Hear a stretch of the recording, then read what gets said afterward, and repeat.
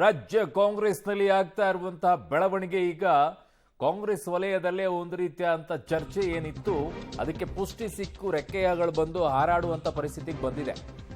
DK. Shivakumar team Delhi parade ಏನಿದೆ ಅದಕ್ಕೆ ಟಕ್ಕರ್ ಕೊಡ್ತಾರೆ. ನಾಳೆ ಖರ್ಗೆ ಅವರ ಭೇಟಿಗೆ ಈಗ ಮಾನ್ಯ ಮುಖ್ಯಮಂತ್ರಿ ಸಿದ್ದರಾಮಯ್ಯನವರು ಮುಂದಾಗಿದ್ದಾರೆ. ಖರ್ಗೆ ಭೇಟಿಗೂ ಮುನ್ನ ಮುಂದಿನ 5 ವರ್ಷವೂ ಕೂಡ ನಾನೇ ಸಿಎಂ ಅಂತ ಸಂದೇಶವನ್ನ ಕೂಡ ಕಳುಹಿಸಿದ್ದಾರೆ. ಮುಂದಿನ ಬಜೆಟ್ ಕೂಡ ನಾನೇ ಮಂಡಿಸ್ತೀನಿ ಅಂತ ಮುಖ್ಯಮಂತ್ರಿಗಳು ಹೇಳಿದ್ದಾರೆ. ಹೈಕಮಾಂಡ್ ಹೇಳಿದ್ದನ್ನ ಶಾಸಕರು ಕೇಳಬೇಕು. ದಟ್ ಕಾನ್ಫಿಡೆನ್ಸ್ ಅವ್ರಿಗೆ ಇದ್ದಂಗಿದೆ. ನಾನು ಡಿ.ಕೆ. ಇಬ್ಬರೂ ಕೂಡ ಕೇಳಬೇಕು, ಶಾಸಕರು ಕೇಳಬೇಕು. ಹೈಕಮಾಂಡ್ ಹೆಗಲಿಗೆ ನಾಯಕತ್ವದ ಚೆಂಡನ್ನ ಎಸೆದಿದ್ದಾರೆ.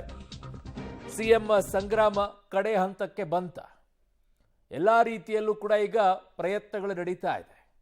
2.5 ವರ್ಷಕ್ಕೆ ಮಾತುಕತೆ ಆಗಿದೆ. 2.5 ವರ್ಷ ಆದ್ಮೇಲೆ ಬದಲಾವಣೆ ಆಗ್ತಾರೆ. ಇದು ಬಹಳ ದೊಡ್ಡ ಮಟ್ಟದಲ್ಲಿ ಚರ್ಚೆ ಇತ್ತು.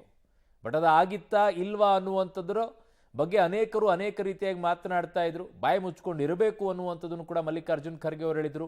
ಯಾರು ಏನು ಮಾತನಾಡಿ ಹೋಗಿಲ್ಲ ಅಂದಿದ್ರು. ಈಗ ಎಲ್ಲರೂ ಕೂಡ ಮಾತನಾಡ್ತಾ ಇದ್ದಾರೆ. ಈಗ ಎಲ್ಲರೂ ಕೂಡ ಭೇಟಿಯಾಗಕ್ಕೆ ಹೋಗ್ತಾ ಇದ್ದಾರೆ. ಹಾಗಿದ್ದಾಗ ಏನಿದು ಪ್ರಶ್ನೆ ಬರುತ್ತೆ ಅಲ್ವಾ? ಆ ನಿಟ್ಟಿನಲ್ಲಿ ಈಗ ಇನ್ನೊಂದಿಷ್ಟು ಚರ್ಚೆಗಳಿಗೆ ಎಡೆ ಮಾಡಿಕೊಡ್ತಾ ಇರುವಂಥದ್ದು ದೆಹಲಿ ಪರೇಡ್, ಅದರ ಜೊತೆಗೆ ಮಾನ್ಯ ಮುಖ್ಯಮಂತ್ರಿಗಳ ನಾಳೆ ಎಐಸಿ ಅಧ್ಯಕ್ಷರ ಭೇಟಿ, ಅದರ ಜೊತೆಗೆ ನಾನೇ ಮಂಡಿಸ್ತೀನಿ ಅನ್ನುವಂಥದ್ದು. ನಾನು ಕುರ್ಚಿ ಬಿಟ್ಕೊಡೋದಿಲ್ಲ ಅಂತ ಹೇಳಿ ಸೇಮ್ ಬಿಜೆಪಿ ಜೆಡಿಎಸ್ ಇದ್ದಂಥ ಸಂದರ್ಭದಲ್ಲಿ ಕುಮಾರಸ್ವಾಮಿಯವರು ಯಡಿಯೂರಪ್ಪನವ್ರ ನಡುವೆ ನಡೀತಾ ಇದ್ದಂತಹ ಆ ವಚನ ಭ್ರಷ್ಟ ಅನ್ನುವಂಥ ಆರೋಪವನ್ನು ಹೊತ್ಕೊಳ್ಳೋ ಪರಿಸ್ಥಿತಿ ಅವರಿಗೆ ಬಂತಲ್ಲ, ಆ ಪರಿಸ್ಥಿತಿಯ ವಿಚಾರ ಇಲ್ಲೂ ಕೂಡ ಅದರ ಆರಂಭ ಕಿಡಿ ಹೊತ್ತಿಸಿದ್ದಾರೆ. ಡಿ.ಕೆ. ಸುರೇಶ್ ಅವರು ಹೇಳಿದ್ದಾರೆ, ಕೊಟ್ಟ ಮಾತಿನಂತೆ ನಡೆದುಕೊಳ್ಳುವಂಥವರು ಸಿದ್ದರಾಮಯ್ಯನವರು ಅಂತ ಹೇಳಿ. ಹಂಗೆ ನಡ್ಕೊಳ್ಳೋದೇ ಇದ್ದಾಗ ಅವರನ್ನ ವಚನ ಭ್ರಷ್ಟರು ಅಂತ ಕರೀತಾರೆ ಅನ್ನೋ ಅರ್ಥದಲ್ಲಿ. ನನ್ನ ಸಹೋದ್ಯೋಗಿ ಈಗ ಪೊಲಿಟಿಕಲ್ ಬ್ಯೂರೋ ಹೆಡ್ ಆಗಿರುವಂಥ ರವೀಶ್ ನನ್ನ ಸಂಪರ್ಕಕ್ಕೆ ಸಿಗ್ತಾ ಇದ್ದಾರೆ. ರವೀಶ್, ಈಗ ಮಾನ್ಯ ಮುಖ್ಯಮಂತ್ರಿಗಳ ಸಂದೇಶ ಸ್ಪಷ್ಟವಾಗಿದೆ, ನಾನು ಕೊಡಲ್ಲ ಅನ್ನುವಂಥದ್ದು ಕ್ಲಿಯರ್ ಕಟ್ ಆಗಿದೆ. ಆಪ್ಷನ್ ಏನು ಮಾನ್ಯ ಡಿ.ಕೆ. ಶಿವಕುಮಾರ್ ಬಳಿ? ಎಲ್ಲವನ್ನೂ ಕೂಡ ಹೈಕಮಾಂಡ್ ತೆಕ್ಕೆಗೆ ಹಾಕಿಬಿಟ್ಟಿದ್ದಾರೆ ಸಿದ್ದರಾಮಯ್ಯನವರು. ಹೈಕಮಾಂಡ್ ಏನು ಹೇಳುತ್ತೆ ಅದಕ್ಕೆ ತಕ್ಕಂಗೆ ನಡಿಬೇಕು ಅಂತ ಹೇಳಿ ದಟ್ ಕಾನ್ಫಿಡೆನ್ಸ್ ಸಿದ್ದರಾಮಯ್ಯನವ್ರಿಗೆ ಇದ್ದಂಗೆ ಕಾಣಿಸ್ತಾ ಇದೆ.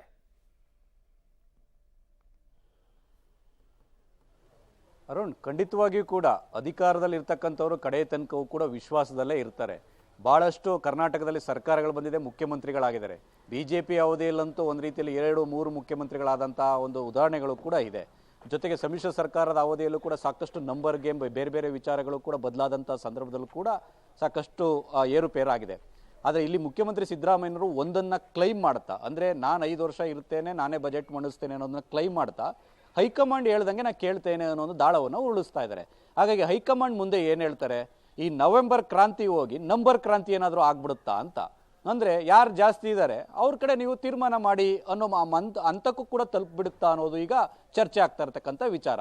ಆದರೆ ಪ್ರಮುಖವಾಗಿ ಇದಕ್ಕೆ ಡಿ.ಕೆ. ಶಿವಕುಮಾರ್ ಅವ್ರಿಗಾಗಿರ್ಬೋದು ಅಥವಾ ಸಿದ್ದರಾಮಯ್ಯನವ್ರಿಗಾಗಿರ್ಬೋದು, ಪ್ರಮುಖವಾಗಿ ಹೈಕಮಾಂಡ್ ಹೇಳ್ದಂಗೆ ನಾವು ಕೇಳ್ತೇವೆ ಅನ್ನೋ ಶಾಸಕರ ಸಂಖ್ಯೆ ಎಷ್ಟಿದೆ ಅನ್ನೋದ್ರ ಬಗ್ಗೆ ಕೂಡ ದೊಡ್ಡ ಮಟ್ಟದಲ್ಲಿ ಚರ್ಚೆ ಆಗ್ತದೆ. ಆ ರೀತಿ ಶಾಸಕರ ಸಂಖ್ಯೆ 35ರಿಂದ 40 ಇದ್ದಾರಾ ಅಥವಾ 40 ಪ್ಲಸ್ ಇದ್ದಾರಾ, ಈ ರೀತಿಗಳ ಚರ್ಚೆ ಆಗ್ತಾ ಇದೆ.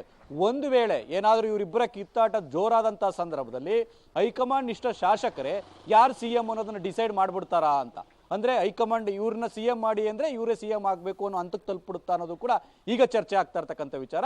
ಒಂದಂತೂ ಸತ್ಯ, ಎಲ್ಲೋ ಒಂದ್ ಕಡೆ ನಾನ್ ಕೊಡೋದಿಲ್ಲ ಅನ್ನೋದನ್ನ ಬಹಿರಂಗವಾಗಿ ಒಂದ್ ರೀತಿಯಲ್ಲಿ ಪರೋಕ್ಷವಾಗಿ ಸಂದೇಶವನ್ನ ರವಾನೆ ಮಾಡೋದ್ರ ಜೊತೆಗೆ ಹೈಕಮಾಂಡ್ ಹೇಳ್ದಂಗೆ ಕೇಳುತ್ತೀನಿ ಅನ್ನೋ ಮಾತುಗಳನ್ನು ಸಿದ್ದರಾಮಯ್ಯನವರು ಹೇಳ್ತಾ ಇದ್ದಾರೆ.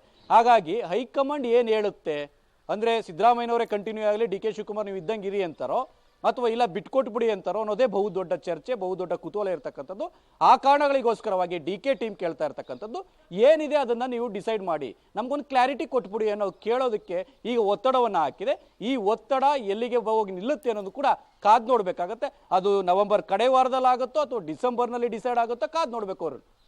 ಓಕೆ, ಹಾಗೆ ಸಂಪರ್ಕದಲ್ಲಿರಿ ರವೀಶ್, ವಾಪಸ್ ಬರ್ತೀನಿ ನಿಮ್ಮ ಹತ್ರ. ಸೊ ನನಗೆ ಒಂದು ಮಾತು ನೆನಪಾಗ್ತಾ ಇದೆ, ಮಾನ್ಯ ಪ್ರಧಾನಿ ನರೇಂದ್ರ ಮೋದಿ ಅವರು ಮಾತನಾಡಿರುವಂತಹ ಮಾತು. ಸೊ ಈಗ ಮೈಸೂರಿಗೆ ತೆರಳುವ ಮುನ್ನ ಆಪ್ತೇಷ್ಟರ ಜೊತೆಗೆ ಸಿಎಂ ಸಭೆಯನ್ನ ಮಾಡಿದ್ದಾರೆ. ಆಪ್ತೇಷ್ಟರಿಗೆ ಸಂದೇಶವನ್ನ ಮಾನ್ಯ ಮುಖ್ಯಮಂತ್ರಿ ಸಿದ್ದರಾಮಯ್ಯನವರು ರವಾನಿಸಿದ್ದಾರೆ.